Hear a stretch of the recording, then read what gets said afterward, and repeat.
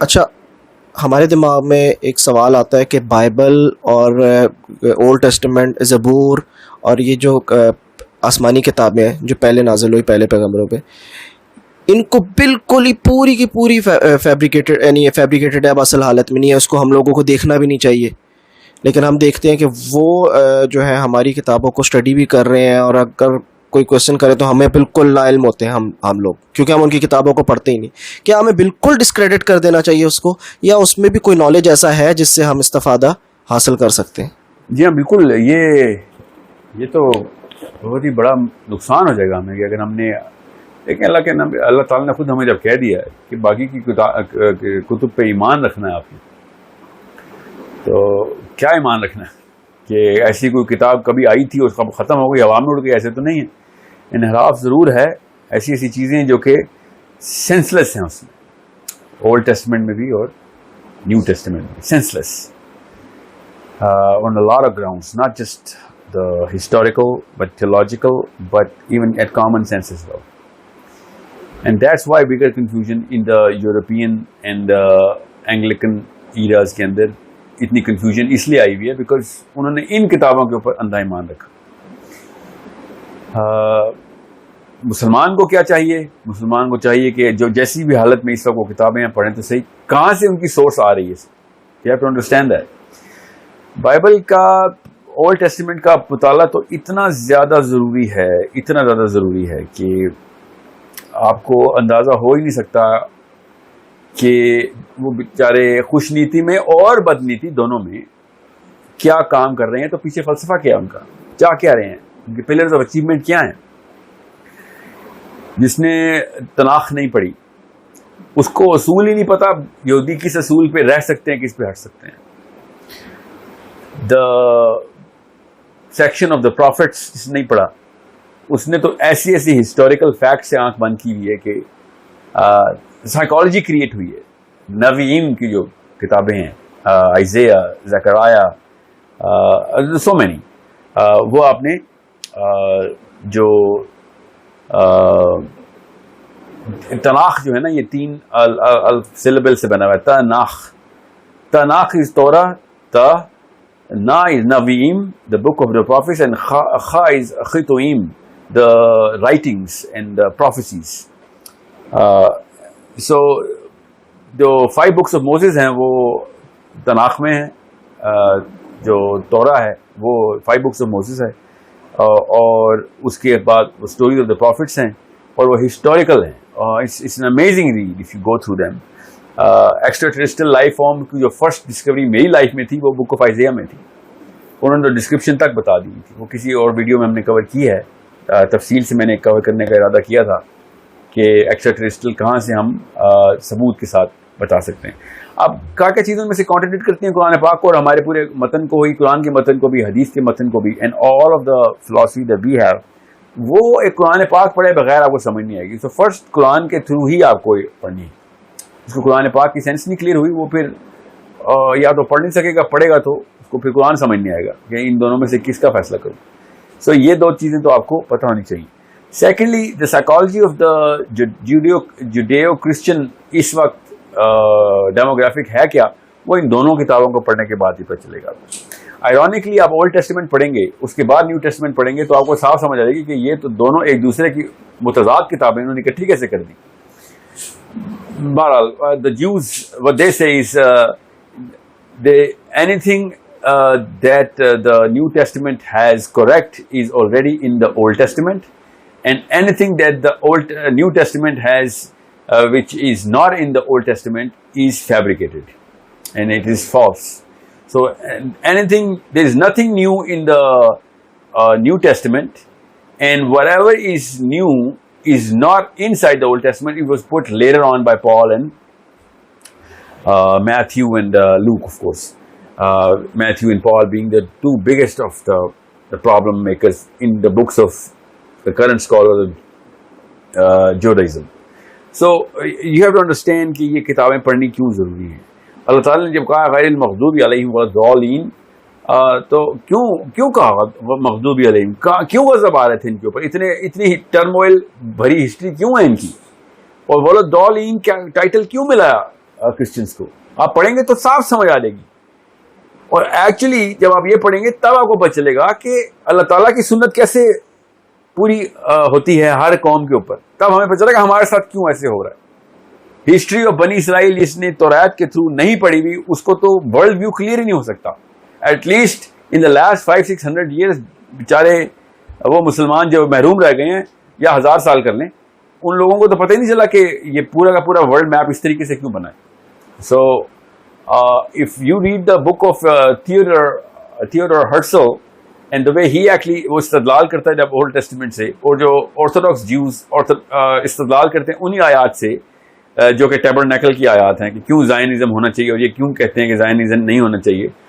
you'll be amazed at how human psychology works. And if you can actually not raise your IQ to that level, then there is no way you're qualified to talk about what Muslims should do in this planet, and at least this point in time.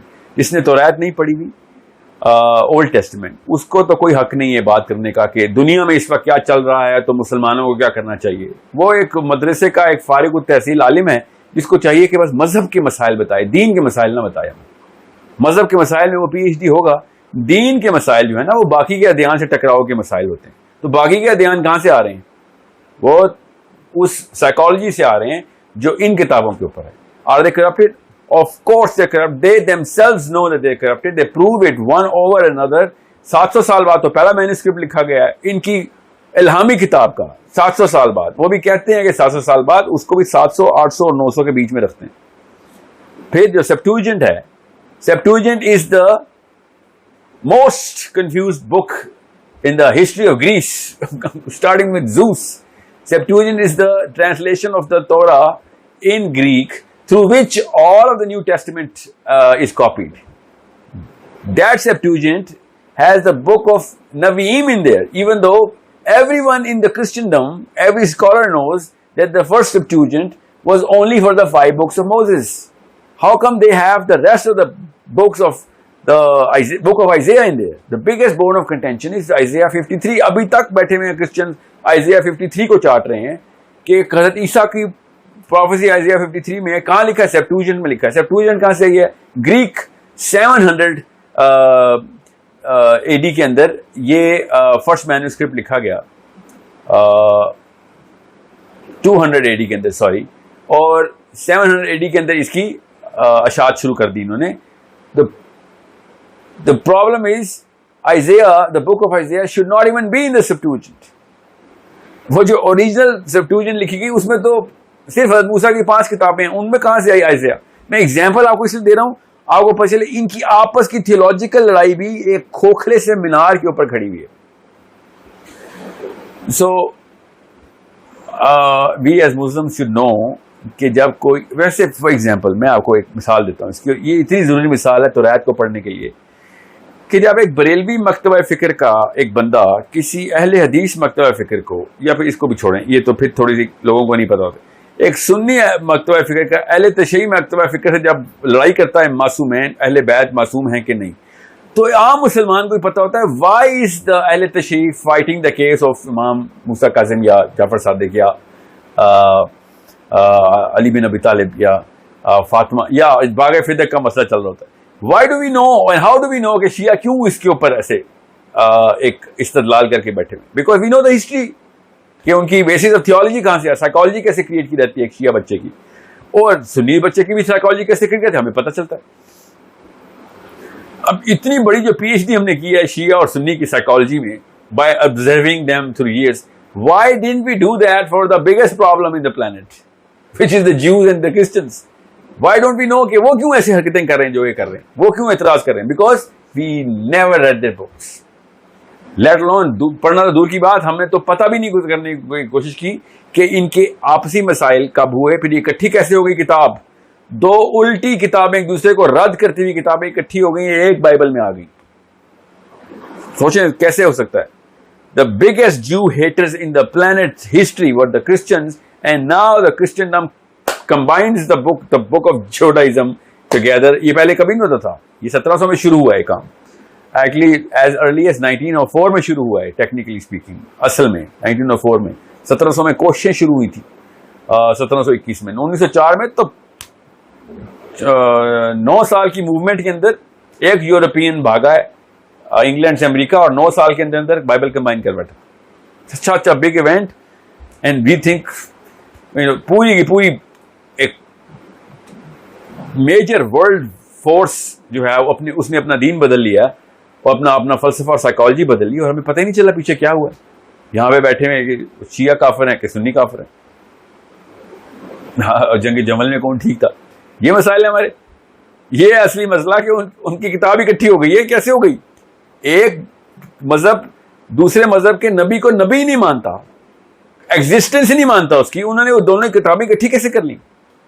یہ وہی بات ہوگی ہم اور قادیانیوں کی وہ کتاب اکٹھی قرآن سے کر لیں. لٹرلی یہ وہ ایگزامپل ہے کہ ہم قادیانیوں کی وہ کتاب آئی ہوئی, مجھے نہیں لگتا وہ کتاب البریہ جو لکھی ہے ان کے نبی نے, وہ قرآن پاک سے اٹیچ کر لیں. اس سے بڑا واقعہ, یہ چھوٹا واقعہ ہوگا پھر بھی وہ زیادہ بڑا واقعہ ہے, کیونکہ ان کا نبی پھر بھی اپنے آپ کو امتی نبی کہتا ہے. کرسچن کا نبی تو اپنے آپ کو امتی نبی نہیں کہتا, وہ تو رسول ہیں, رسول حدیثہ تو رسول ہیں, اور ان کے خیال سے تو وہ خدا ہے. ہمارے خیال سے وہ رسول ہے نا, ان کے خیال سے تو خدا ہے, خدا کا بیٹا زمین پہ ہے. انہوں نے پھر اپنے امتیوں کی کتاب کے ساتھ اٹیچ کر دیا. This is how big of a problem. میں نے اس لیے قادیانیوں کا لفظ استعمال کیا کیونکہ مسلم فرقہ نہیں ہے, وہ ایک غیر مسلم ایک اور مذہب اٹھا کے ہم اکٹھا کر لیں کتاب. یہ ہوا ہے جو کہ ابھی تک اولڈ ٹیسٹمنٹ کو ہی الگ سے ٹریٹ کرتے ہیں. دے ڈونٹ وہ والی بائبل نہیں پڑھتے. یہودیوں کے گھروں میں نہیں وہ کتابیں پڑھی ہوئی کتاب بائبل کی, یہ کرسچنز کے گھروں میں وہ بائبل پڑھی, اس میں old testament clubbed in together.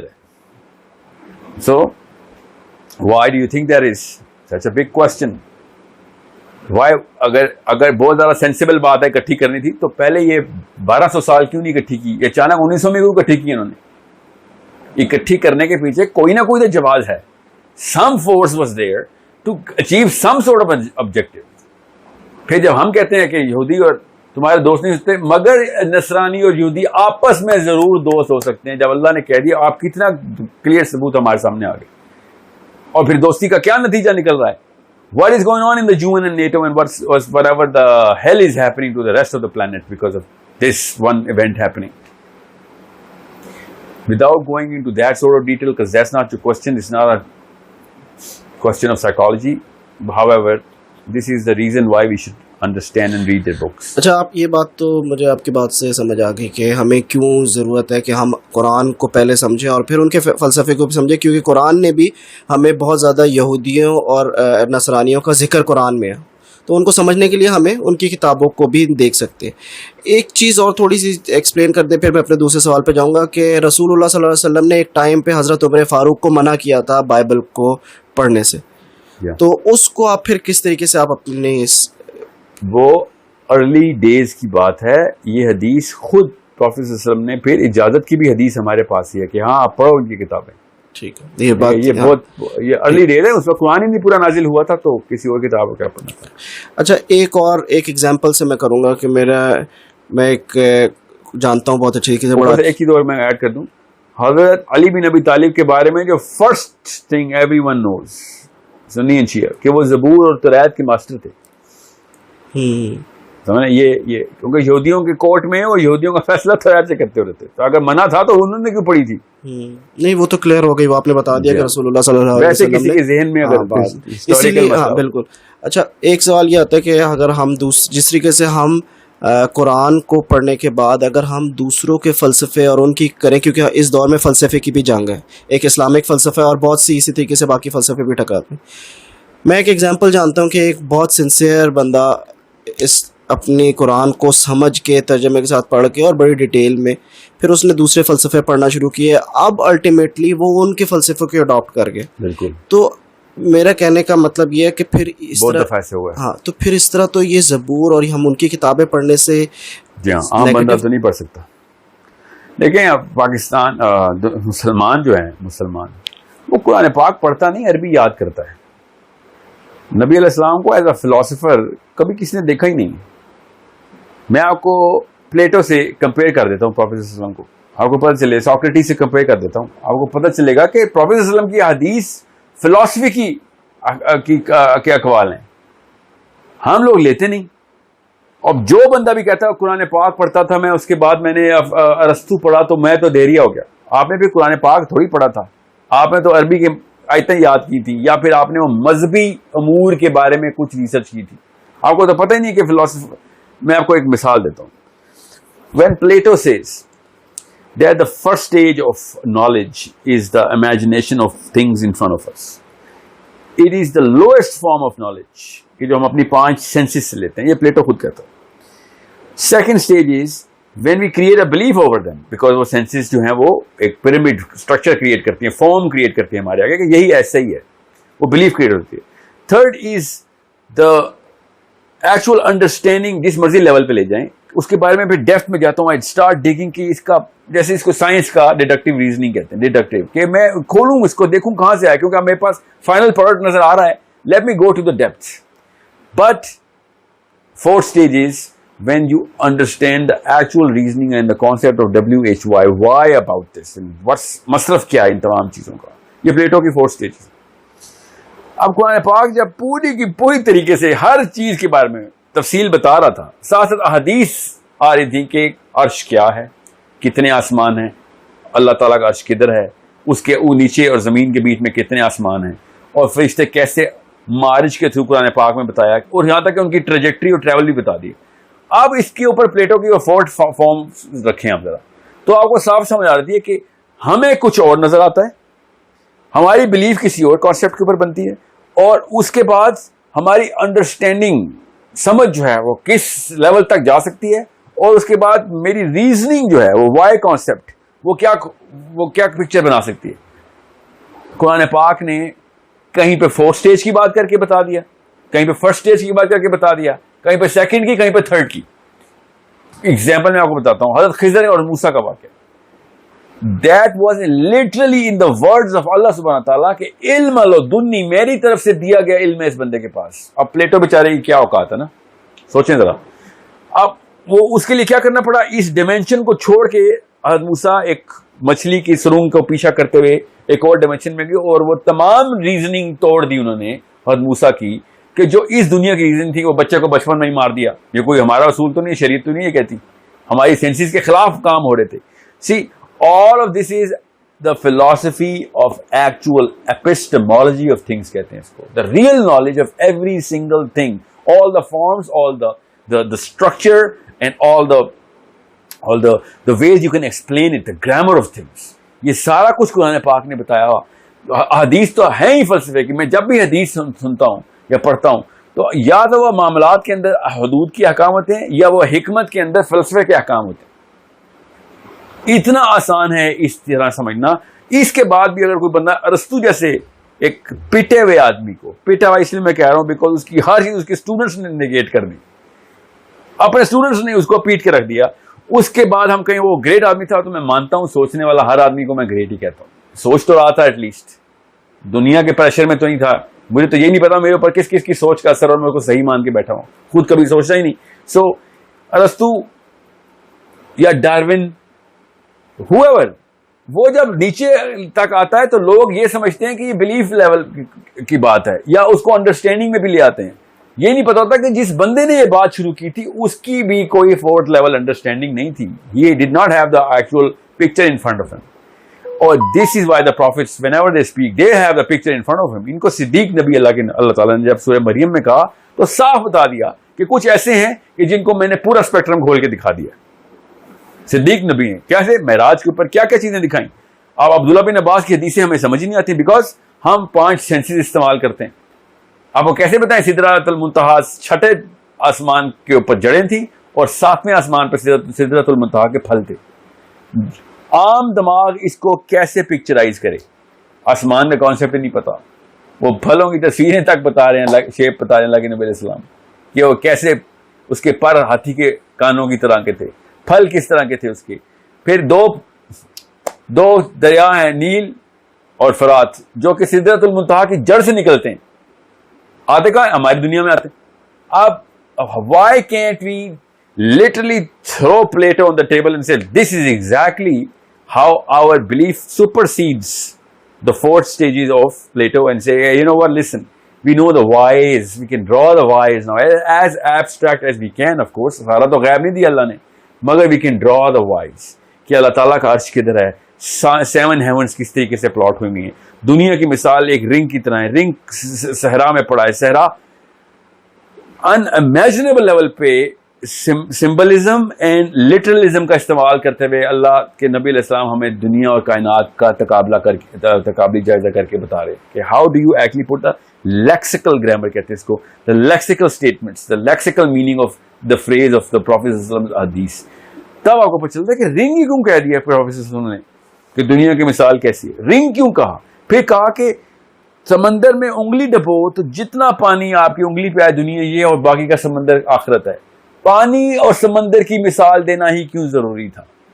Because attributes of that drop of water are the exact same 100% same specimen ہوتا ہے پورے سمندر کا. ایک قطرے کے اندر پورا سمندر ہی ہوتا ہے.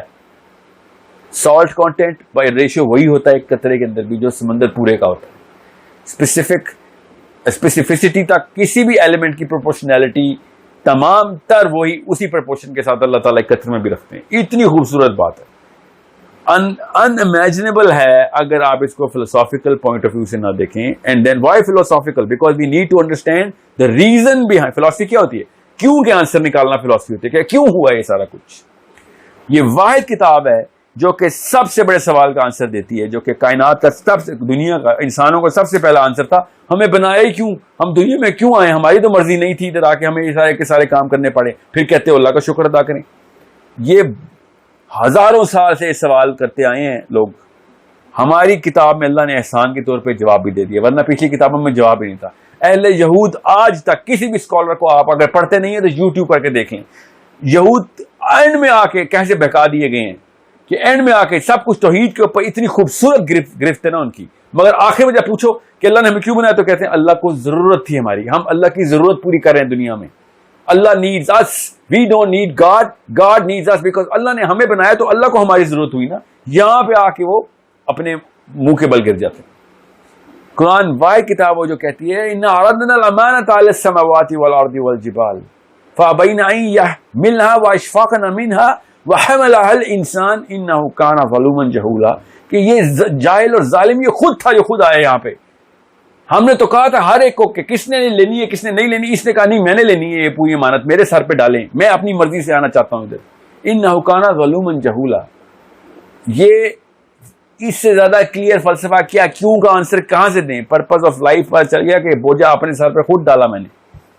میں آپ کو مثال اس لیے دے رہا ہوں آپ کو پتہ چلے how to look at Islam as a philosophy and how to look at the Prophet ﷺ as the only philosopher, not the greatest philosopher, the only real philosopher that ever walked the planet, so that you could understand the whole literality of things. He was actually speaking in this language of philosophy. He was explaining to us the universe and we were thinking متشابہات کی باتیں ہو رہی ہیں کہ سورج جو ہے وہ روز رات کو اللہ کو سجدہ کرتا ہے اور صبح اجازت مانگتا ہے پھر طلوع ہوتا ہے. رات کو فزیکل اینٹی بتا دی اللہ نے قرآن میں, دن کو فزیکل اینٹی بتا دی, حالانکہ رات کو ایک شیڈو ہے.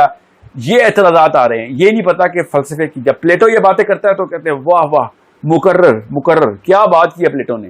اور سقراط کی کیا ہی بات تھی کہ ان کی بڑے بڑے جو فیٹ ٹرمینالوجیز کو ان کا انٹلیکٹ سمجھ لیتے ہیں, حالانکہ بات ان کی اتنی سطحی ہوتی ہے کہ عام بندہ بھی سوچتا ہے کہ what's the point, what's the use of all of these things that you're saying. مر گیا مگر اے بایوجینیسس اور اے سیکچوئل ریپروڈکشن کے اوپر ہی مرا نا رستو. He couldn't really come wrap his head around the fact کہ کس طریقے سے اللہ تعالیٰ نے نظام جو ہے نا پہلے سیل سے آخری سیل تک کا پہنچایا. We are the people with the book which explains the first cell to the last cell. End of days کی last entity کی بھی انفارمیشن دے دی کہ کہیں یہ نہ ہو کہ ہم یہ سوچیں کہ دنیا پتہ نہیں کہاں سے کہاں پہنچ جائے گی اور میں پیچھے رہ جاؤں گا. دنیا کی آخری حد بھی بتا دی اللہ نے کہ اس کا کیا ہو رہا ہوگا جب سور پھونکا جائے گا. ایک درخت کو جب پتا ہوتا نا کہ وہ درخت ہے اس کا مصرف کیا ہے, ایک پھل فروٹ کو پتا ہوتا ہے اس کا مصرف کیا ہے. یہ ہم جیسے بندے ہیں جن کو ہمیں اپنا مصرف نہیں سمجھ آتا, صرف اس لیے کہ ہم عام سے بندوں کو دیوتا بنا لیتے ہیں, اور جو اللہ نے خود نبی بنائے ہوئے ہیں ان کو ہم عام سا بندہ سمجھ لیتے ہیں. دس از دا اونلی پرابلم. اور اللہ کی دی ہوئی کتاب کو ہم عام سی کتاب سمجھ لیتے ہیں. اللہ تعالیٰ نے اسی لیے پلیٹو کے جواب میں ہی کہہ دیا کہ first you believe then you understand. اس نے کیا کہا تھا؟ First all understand then all believe. Literally پہلے مجھے دکھاؤ پھر میں مانوں گا تو میں سمجھنے کی کوشش کروں گا. اللہ نے کہا پہلے مانے گا تجھے سب سمجھ آ جائے گی. تیرے دروازے میرے ہاں میں نے دل سے کھولنے میں ہیں, تو سمجھ رہا کہ دماغ سے کھول رہا ہوں میں دروازے. Blue that this is the only haq in the universe. I hope I don't have to go in more detail about this. However, thank you. Coffee detail میں بات سمجھ آ گئی, اور آپ نے وہ فلسفہ بھی ہمیں کلیئر کر دیا کہ ہمیں کیوں ضروری ہے باقی کتابوں کو پڑھنا, لیکن اس سے پہلے ضروری ہے کہ ہمارا اپنا اسلامک فلسفہ بالکل کلیئر ہو تاکہ ہم دوسرے کو سمجھ سکیں اور اسے کاؤنٹر کر سکیں. Thank you very much.